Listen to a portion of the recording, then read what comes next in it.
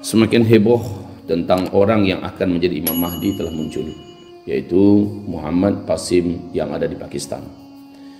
Saya menyampaikan di sini bahwa mimpi-mimpi Muhammad Qasim semuanya diceritakan. Katanya diperintahkan oleh Nabi Muhammad SAW, memerintahkannya melalui mimpi, yaitu pada bulan April 2014. Sosok ini semakin terkenal dan fenomenal karena dia menceritakan apa-apa yang akan terjadi. Sebagiannya mirip dengan hadis Nabi SAW, tapi sebagian yang lain benar-benar tidak ada dalam hadis, dan bahkan ada yang bertolak belakang dengan hadis Nabi SAW. Melihat daripada ciri fisiknya sesuai yang digambarkan oleh Rasulullah SAW, saya memperhatikan tidak ada kemiripan dalam banyak hal. Rasulullah SAW mengatakan bahwa Al-Mahdi ini saat dia muncul rambutnya seperti ini, jenggotnya seperti ini, bahunya seperti ini, dadanya seperti ini, tingginya tidak terlalu tinggi dan juga tidak terlalu rendah, perutnya tipis atau six-pack, ya. Kemudian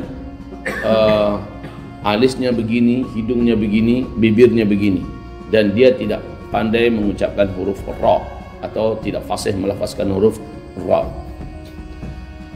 Dia gagap dalam berbicara. Beberapa kali dia gagap berbicara, maka dia pukul pahanya, kemudian dia kembali menjadi lancar.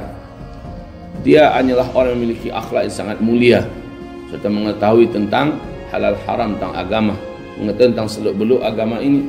Tapi dia bukanlah seorang atau sosok yang terkenal. Ikhwati fillah yang kami muliakan, Allah menyembunyikannya dari penjahat-penjahat yang mengincar kemunculannya untuk dibunuh. Allah menyembunyikannya dari penjahat-penjahat yang mengetahui bahwa dialah yang akan bisa mengembalikan keadaan dunia ini ke tangan Islam. Jadi sebelum kemunculannya Allah sembunyikan dulu.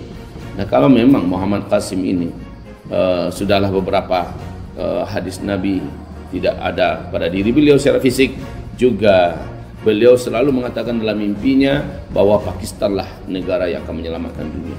Pakistanlah negara yang akan menjadi pusat kekuatan yang paling berdaulat, yang paling berkuasa, yang paling kuat, yang paling makmur, yang paling sejahtera dan sebagainya.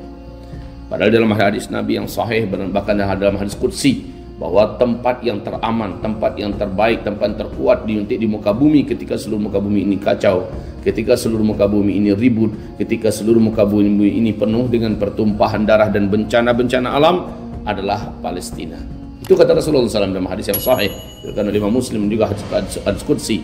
Kata Rasulullah kepada Mu'adz bin Jabal, dikata Rasulullah kepada Ibnu Hawalah, bahwa negara yang paling aman ketika sudah diumumkan khilafah Islam yang berdiri di Baitul Maqdis itu hanyalah Palestina.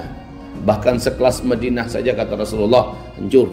Sekelas Madinah saja ribut, darah bertumpahan di mana-mana, nyawa pun terbang karena ada perseteruan memperebutkan kekuasaan dan jabatan.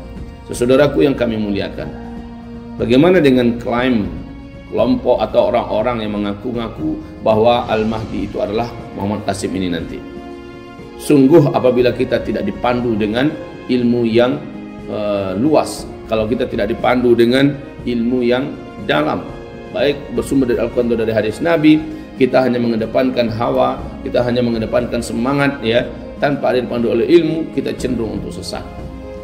Saudaraku yang kami muliakan, tendensi saya apa untuk mengatakan Muhammad Qasim bukan Imam Al-Mahdi kelak? Yang paling penting, kalau seandainya beliau adalah yang akan menjadi Imam Mahdi, maka pasti kekuatan jahat di fase keempat ini seluruhnya di muka bumi akan membunuhnya. Oh, kalau ada alasan, Nabi Muhammad itu sudah diketahui ciri-cirinya kok oleh beberapa orang tertentu. Iya, oleh beberapa orang tertentu saja. Dan itu pun disembunyikan oleh Abu Talib, dilindungi, ya. Kemudian keberadaannya benar-benar tidak terendus, walaupun tanda-tandanya sudah disebutkan dalam kitab Taurat, dalam kitab Injil.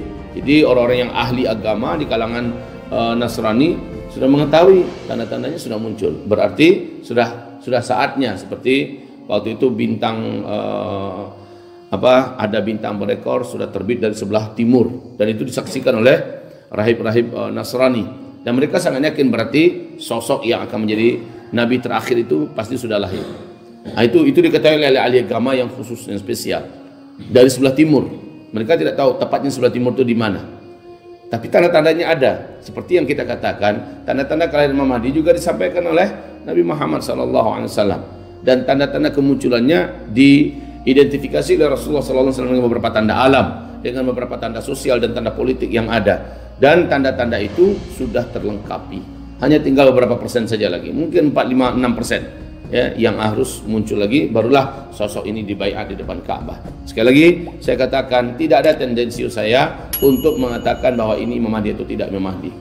Tidak ada, hanya saja melihat ada hadis Nabi banyak yang belum sesuai, baik secara fisik, secara keadaan alam, dan klaim-klaim yang disampaikan dari mimpinya.